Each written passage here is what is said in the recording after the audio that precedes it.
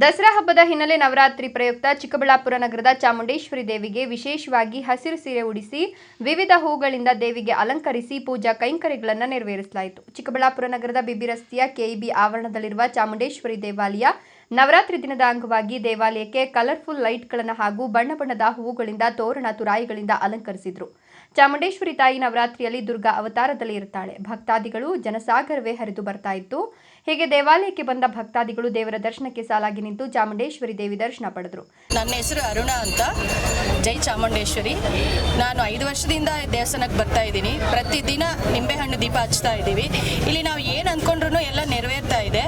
ಪ್ರತಿದಿನ ಒಂದೊಂದು ಅಲಂಕಾರ ಮಾಡಿ ಸ್ವಾಮಿಗಳು ನಮಗೆ ಚೆನ್ನಾಗಿ ಸಹಾಯ ಮಾಡಿ ಮುಂದೆ ಆರತಿ ಮಾಡಿ ಚೆನ್ನಾಗಿ ಮಾಡಿ ಯಾವಾಗ ವರ್ಷ ಅಭಿಷೇಕಕ್ಕೆ ಕೊಡಿ ಅಂತ ಅವರು ನಮಗೆ ಸಹಕರಿಸ್ತಾ ಇದ್ದಾರೆ.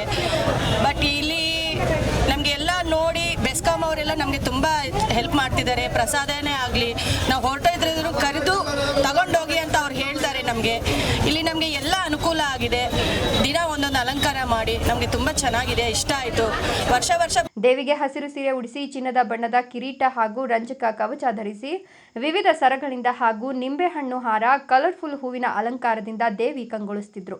ಬಣ್ಣದ ಹೂಗಳಿಂದ ಅಲಂಕರಿಸಿದ ಅಲಂಕಾರವನ್ನ ಭಕ್ತಾದಿಗಳು ಕಣ್ತುಂಬಿಕೊಂಡ್ರು. ಮುಂಜಾನೆಯಿಂದ ದೇವರಿಗೆ ಅಭಿಷೇಕ ಪೂಜಾ ಪುನಸ್ಕಾರಗಳನ್ನು ನೆರವೇರಿಸಿದ್ರು. ಭಕ್ತರು ದೇವಾಲಯಕ್ಕೆ ಆಗಮಿಸಿ ದೇವರ ದರ್ಶನ ಪಡೆದಿದ್ದಾರೆ.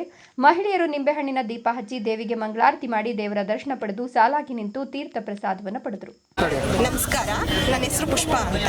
ನಾನು ಜಳಗನಹಳ್ಳಿಯಿಂದ ಬರ್ತಾ ಇದ್ದೀನಿ. ಸುಮಾರು ಒಂದು 10 ವರ್ಷದಿಂದ ನಾನು ಚಾಮುಂಡೇಶ್ವರಿ ದೇವಸ್ಥಾನಕ್ಕೆ ಬರ್ತಾ ಇದ್ದೀನಿ. ಇಲ್ಲಿ ತುಂಬ ಸತ್ಯ ಇದೆ. ಆ ತಾಯಿ ನಂಬ್ಕೊಂಡು ಬಂದಿರೋ ಭಕ್ತರಿಗೆ ಯಾವತ್ತೂ ಕೈ ಬಿಟ್ಟಿಲ್ಲ. ತುಂಬ ಅನುಕೂಲ ಮಾಡಿದ್ದಾರೆ.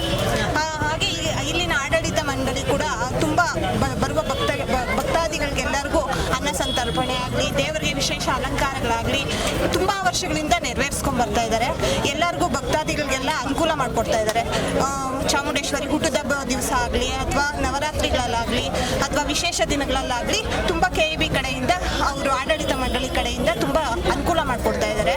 ಮತ್ತು ತಾಯಿನೂ ಅಷ್ಟೇ, ಯಾರಾದರೂ ಒಂದು ನಂಬ್ಕೊಂಡು ಆ ತಾಯಿ ಹತ್ರ ಬಂದಾಗ ಬರಿಗೈಯಲ್ಲಂತೂ ಹೋಗಲ್ಲ. ಅವ್ರು ಏನು ಅನ್ಕೊಂಡ್ ಬಂದಿರ್ತಾರೋ ಅದು ಖಂಡಿತ ನೆರವೇರುತ್ತೆ.